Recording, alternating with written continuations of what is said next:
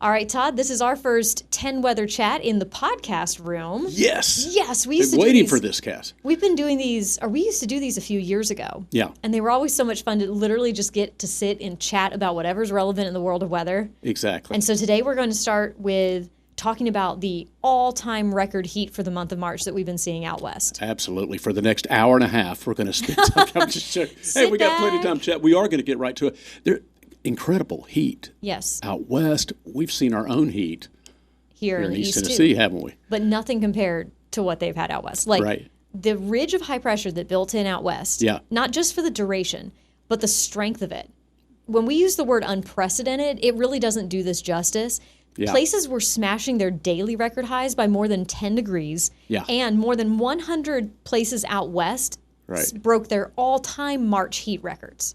That's impressive. That's a lot. I mean, it's like June yeah. or something, or early summer out there. It's more like March. July, honestly. Yeah, and even July, yeah. Yeah, because you may have some people being like, oh, wait a minute, Phoenix hits the triple digits. Like, Yeah. what's unusual about that? Right. The fact that it's not July, it is March March. that we are doing this right now. And in Right. fact, in Yuma, Arizona, they hit 109 degrees. That is the hottest temperature ever recorded anywhere in the United States in the month of March. It's just incredible. Yeah, so when we talk about unprecedented, by a long shot, massive ridge of high pressure out west, it has now broken down. Right. So they're not seeing the record heat anymore like that anyway. Yeah. Finally. Thank goodness. Took a while. Because they already had record low snowpack in the mountains out there. Oh, yeah. And that just gone. It's just, John Becker and I were talking about incredible year. I mean, you just feel for the people. I mean, they've had some banner years recently, but this year, Yeah. almost from beginning to end, it's just like they're probably punt. Okay, let's do it again next year. They need not only snow, but they need water Yes. for the reservoirs and reserves. So there's a big need out west. Yes, there was already a drought coming into the winter season out there. Right. Then they missed out on their snow. Yes. The snow that was there has melted rapidly with that heat wave that we just had. And unfortunately, that Right. snowpack, as you mentioned, is their water in the rest of spring and throughout the summer season as well. Right. So it's going to create big water supply concerns, not just for agriculture, but also Yeah. for people. Right. And then you've got the drought conditions, and now you don't have the water supply for that either. And so the fire season is a big concern out west as well. It's just a hopefully we see a pattern change that will help Keep our fingers crossed that happens. keep things going, and from west to east across the U.S. So if we say it's a dry heat, Oh my goodness. yeah, but it's March, and they Yeah. just endure some incredible record heat out west. Yeah. Yes, so that was a big weather story Yeah. over the last 2 weeks, really. Right. Was talking about that. But we've actually had our own warmth here, not record-shattering, Right. but just consistently warm It's been warm. for Yeah. the entire month of March. In fact, Yeah. as of today, Thursday, Right. while we're recording this, we are having the third warmest March on record to date, Yes. and we might pop up to second place, depending Yeah. on how things go You're through right, the end right. of the month. Got a few more days to see, and it's a little bit more warmth after a brief cool down. But yeah, we could do it. So when you look at the calendar for the month of March, we keep track of the high temperatures for the day. The ones that are in red are above Right. average. The ones that are in blue are below average. And we've only had 2 below average high temperatures for the date. Yeah. So that's it has been very, very warm for this entire month, which Yeah. has let some things bloom a little early. It's been early, hasn't it? Yes. I mean, it's definitely been early. Even before spring officially sprung, spring had sprung. Yes, it did. It was early, right? Yes, Yeah, it did. I something feel like that. I feel like I started seeing the red buds Yeah, yeah. popping maybe a week ahead of schedule. A week or Yes, two? A week or two. It just seems like it. Absolutely. Forsythia, redbuds, Bradford pears always make a run for it early. Yeah, I kind of throw them out. Yeah, exactly. I mean, don't count them. they flowered and leafed in just seemed like a week, but Yeah. it definitely early, Cass. Yeah, very early. And then the dogwoods are starting to peak out. Yep. It's, again, a week or two earlier than they typically would be doing They're this. like, our turn. Yeah, which, interestingly enough, some plants are triggered by daylight length, Right, and others are Yes. triggered by soil temperature. right. And so it's interesting that our local plants are blooming a little early, like our native species. Yes, they usually know better and wait to Yeah. avoid all the ups and downs, the typical swings in temperatures that we see. Which ties us into our next story. We are officially into spring. Spring, And I know yes. a lot of folks, once we got into the month of March, were trying to name every cold snap that we had. Yeah, And I was like, yeah. wait, this is just still winter. I know. But now that we've entered the spring season, Right. every cold snap that we have will have a name, and we call those The little winters of East Tennessee. Oh, it's a great time of year. They're predictable. They're typical. But the timing can vary. Everything's happening early, it seems like, so far this year. But love these little winter names we get to talk about every year. And before we say them, yes. I want to preface that everybody has different opinions on this. Yes. For what is happening at what time. Shocker. What their mama called it when they were growing up. Yeah. And that's part of the fun of Appalachian weather folklore is that, it's got some variety to it. Yeah. And it's not that serious. Absolutely. So in case folks are at home listening to this right now and being like, wait a minute, that's not what I call it. When I grew up, it was called it. Yeah. Well, that's cool. It's nice to have some diversity there. Absolutely. So let's go through our little winters. The first one. Here we go. Redbud. Redbud. Because the redbuds are usually the first to go. Yes. And it's almost like been there, done that. I mean, somebody asked me even before spring is wrong. She said, are we having redbud winter right now? And I gave a double answer. A lot of times you just want to give one answer to be succinct. But it's like, well, unofficially, yes, but technically, no, because we haven't even started spring. So it's once spring begins, typically, then we have all the winters, little winters that you see on your graphic here. But it seems like redbud winter happened, like you just said, 1 to almost 2 weeks early this year. Which is interesting because, we live in Knoxville. Right. So, Southern Central Valley, we're going to be the first ones to see it. Yes. But up on the plateau, right, the redbuds may not be in full bloom like they are here. Good point. So, it varies depending on your location. Which one of these you're seeing. Yeah. Following redbud comes dogwood. Yep. And then locust. Yes. Not the bugs. I was going to say, we have to always say locust tree. Yeah. Not the bugs. The trees with the white blooms on them. No, forget about the winter. Tell me more about these locusts we're going to have to deal with. Yeah. No, we're not dealing with a locust infestation. Yeah. Blackberry for the blackberry bushes. Yep. And then, so britches winter. Yes. This is our favorites, isn't it? I like to say, get out your britches one more time. That's what people call it. Get out your britches winter. Yeah, because it's named after the Lindsay Woolsey long johns that used to be made here in the Southeast. Well said, by the way. I have practiced this. And so that's where the name britches comes from, is in put on your pants one more time. Yes. You should always wear your pants, but get out your long pants one more time. Because in the coming out of winter and spring, it's still chilly, so they had them on doing their early, planting or harvesting, whatever. And then they put them up because it got warm. And then the cold snap happened. So there you go.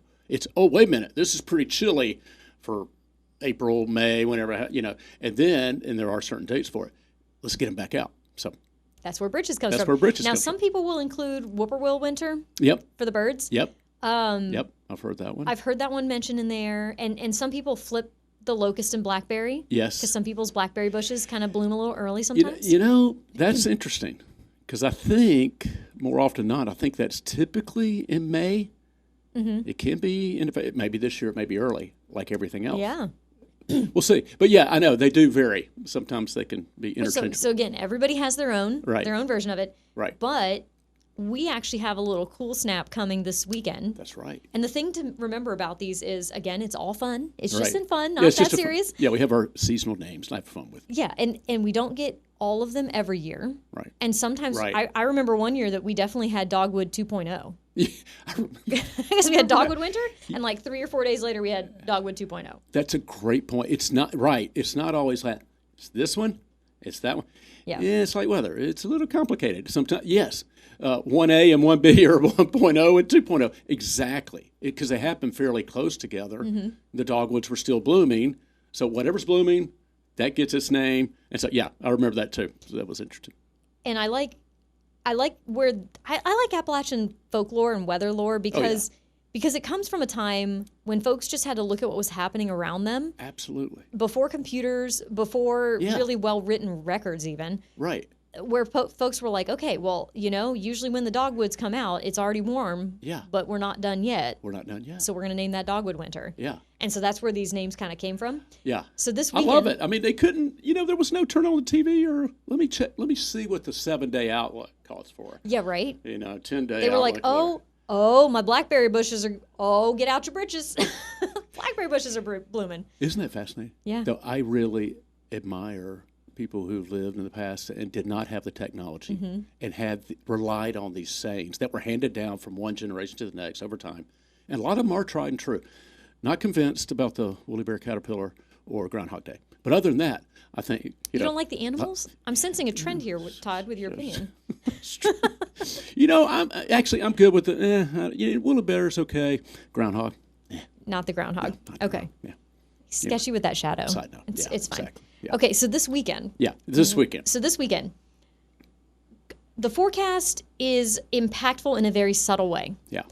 When you just look at it, you're like, okay, cooler temperatures Yeah. and then warmer temperatures and sunshine. What's the important part here? Yeah, it's going to be a little chilly Sunday morning, da-da-da-da. Yes. Now, Saturday is going to be extremely dry. Yeah. Very low humidity and Some breezy. gusty winds, yeah. And we already have drought, and we already have a high fire danger. Yeah. So Saturday is high fire danger day. Right. Sunday also is going to have a high fire danger, just not as breezy. Right. But because the winds are going to die down, and you Right. still have that very dry air, Right. it's going to get cold Yeah. on Saturday night into Sunday morning.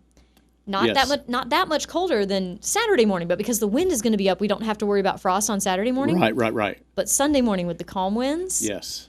those plants that have come out already, folks need to protect any sensitive plants because we might have a decent frost. We could have a decent frost. Exactly. Temperatures cool to the dew point, winds relax, high pressure overhead, nice, beautiful, clear, calm conditions. Exactly. So frost is possible Sunday morning. It looks brief, and then just like that, as we get out of March and April next week, Oh, yeah. going right back up. Temperatures definitely skyrocket. So, Yeah. so for this weekend, it's Yes. not unusual Right. to have a frost this time of year. I mean, you're looking at the graphic here. The average last frost is April 1st. Seems like it's Or almost freeze. Right. Yeah, Excuse me, freeze. not frost, Yeah. freeze.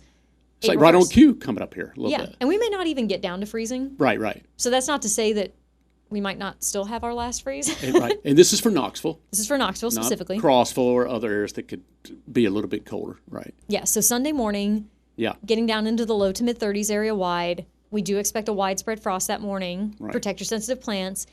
Folks who have already been doing some planting because it's been such a warm March. Oh yeah, I'm sure a lot of people have. Yeah. We've had some folks though reach out to us and say, "Should I?"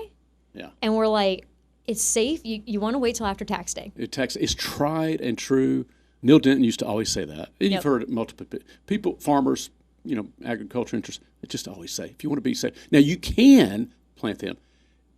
You just got to work for it. You just got to work for it. You'll have to do the work to cover them and protect them. So that's kind of the key, right? If you want to plant and not have to worry about covering, that is tried and true. Look at that last average frost date, April 14th. Mm-hmm. The next day is typically tax day. Yeah. It's there for a reason. I mean, Now, it can be later.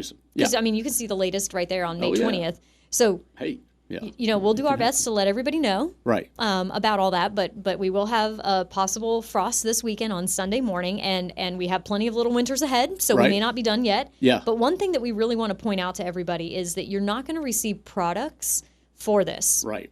Because in the state of Tennessee, all of the National Weather Service offices got together 2 years ago, I guess now, and they have decided that the criteria for the dates that they will issue frost and freeze products are only between May 1st and September 30th. Right.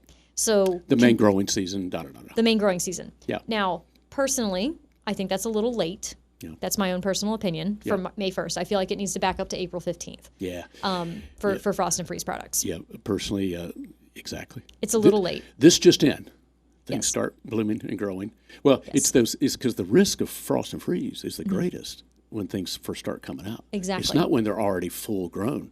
Yes, although it's that March and April time. But the reasoning for this was because if they did end up with a frost or a freeze in May, that would be a highly unusual event. Oh yeah. For that to happen. Yeah, you saw our records. Yeah.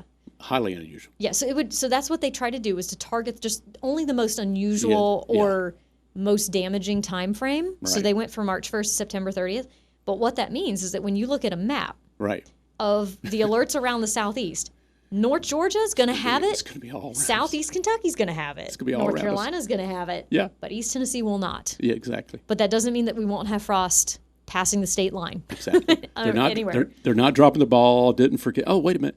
It's exactly what you just said. Yep. It's kind of a technicality. And again, what we'll try to do as meteorologists is we want to convey the impacts because we know people plant and are growing. Yes. And definitely need to cover up those plants and flowers, especially early on. It's the same way we're talking about the fire concerns and we don't have any fire products issued. Right. We don't have any frost or freeze alerts issued, but we have the possibility of that on Sunday morning. So folks just really need to listen to the forecast and not get in the weeds, the technical weeds, yeah. about whether there's a product or not. Yeah, yeah. You just got to understand the overall conditions that we're seeing and understand the possible impacts that can come from those, even if products are not officially issued.